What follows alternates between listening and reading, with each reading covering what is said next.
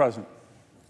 Senator from Alaska. Madam President, I want to thank Senator Portman for his outstanding work, all the great work that he's doing on this bill with Senator Sinema and others, and I'm hopeful that we can get some of these amendments, bipartisan amendments on the infrastructure bill onto the floor.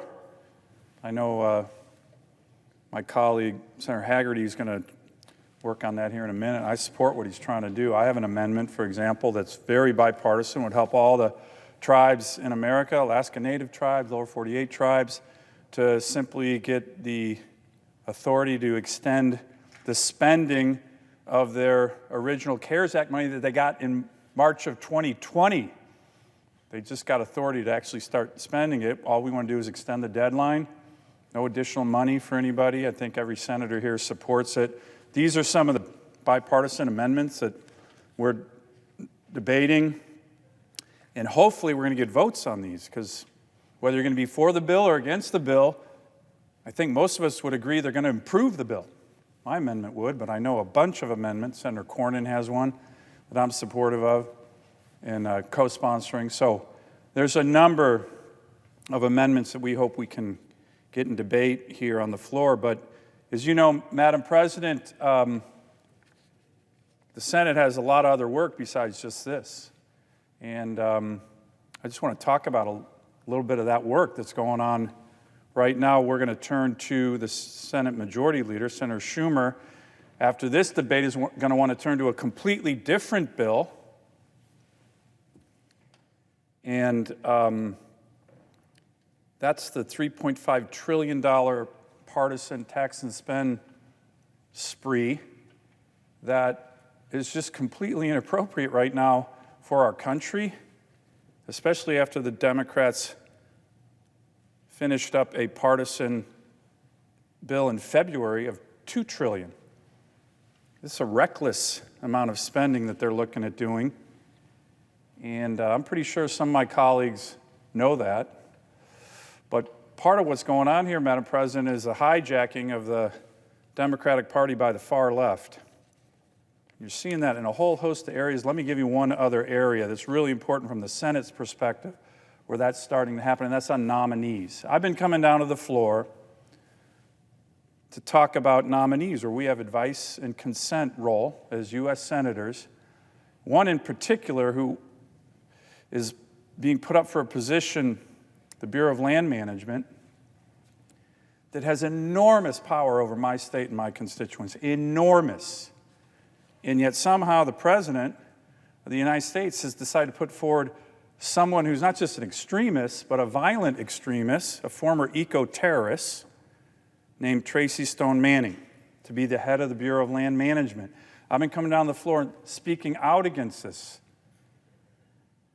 This nominee clearly undertook activities as part of a group called Earth First, tree spiking, they call it, that's actually meant to harm Americans who are legally harvesting logs and timber. It's unbelievable that we're actually even debating this nominee. Now, some of my colleagues said, well, that was a while ago. She's sorry about that, but then she came before the Senate, didn't tell the truth to senators.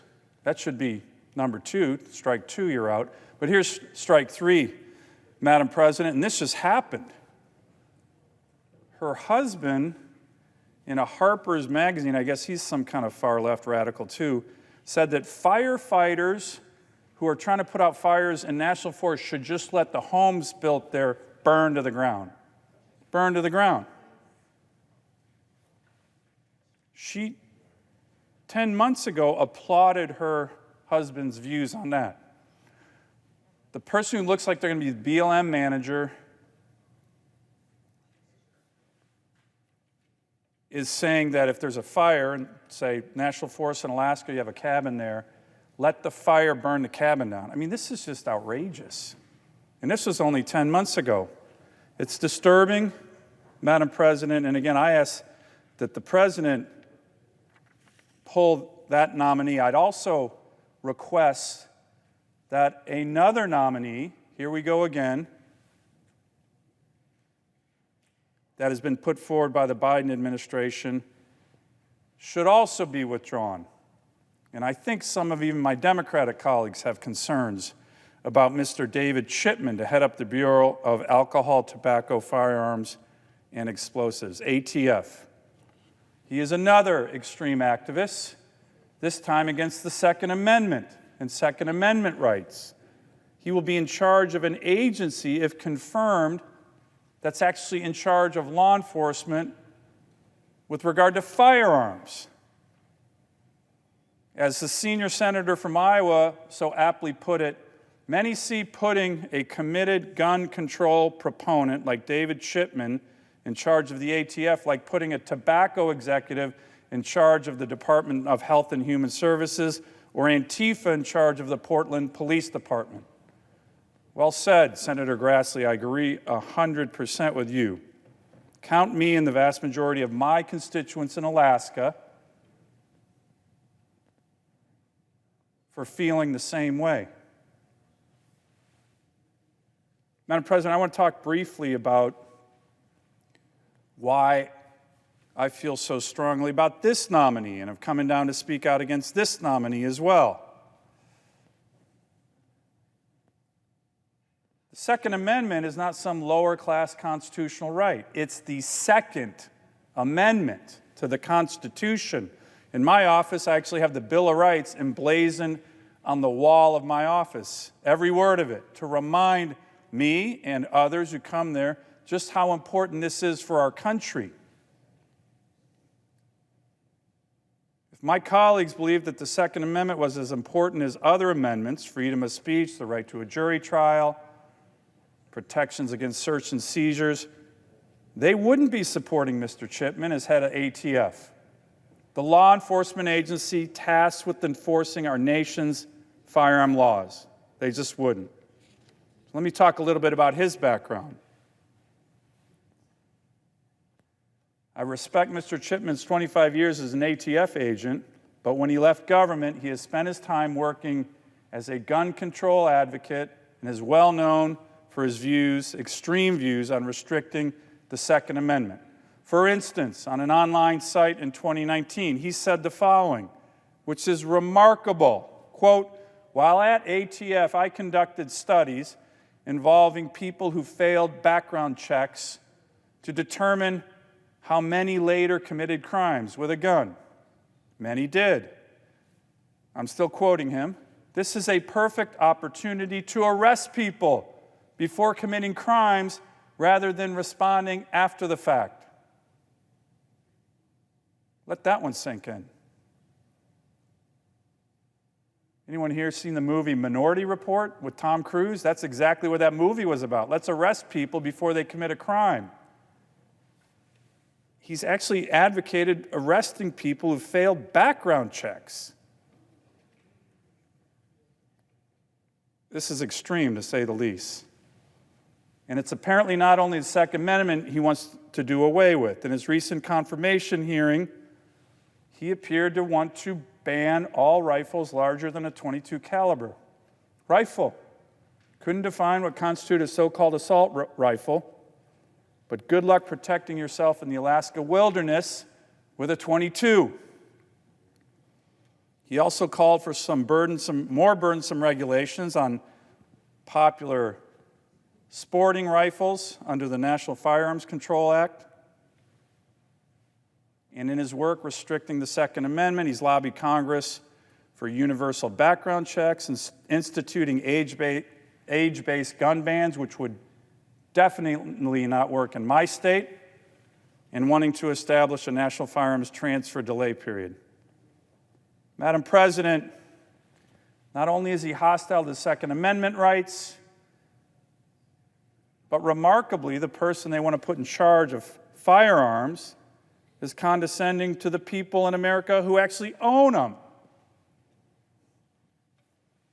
as so many on the far left are, especially first-time gun owners. In an interview in April 2020, during the height of the pandemic when it started, he mocked first-time gun owners who were purchasing firearms. Remember, this was a rather uncertain, troubling time during the country. And he talked about these people putting themselves and their families in danger because they're going to go buy a firearm. He said first-time gun owners should put their guns away in their cabinets behind their, quote, beef jerky and cans of tuna. They have presumably been saving for the apocalypse and only take out the weapons when the zombies start to appear. This is the guy the president has put forward to be in charge of firearm laws.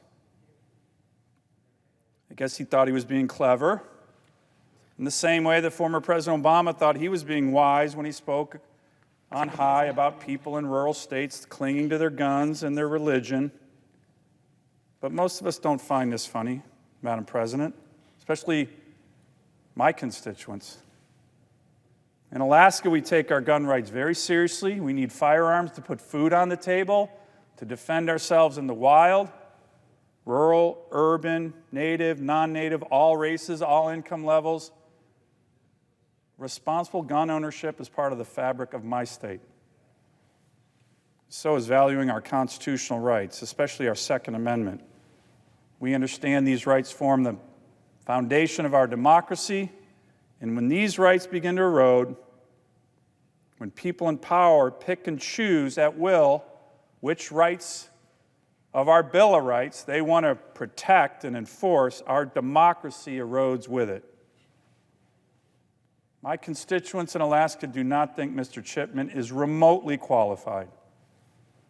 And by the way, I'm starting to hear that it's not just Republicans who have this view, but some of my Democratic colleagues have this view, and I hope that's true. Further, 7 former ATF career officers with whom Mr. Chipman served sent a letter recently to the Senate saying his strong personal belief on firearm issues will create serious, long-lasting problems for the Bureau in the effective execution of its law enforcement mission. Madam President, the Biden administration should withdraw his nomination just like it should withdraw Tracy Stone Manning's. Our country doesn't need radical officials in charge of very important agencies, particularly important for my state, who do not view the law and the Constitution in the way they should. I hope my colleagues on both sides of the aisle work to defeat these nominees if and when they come for a vote in the Senate. I yield the floor.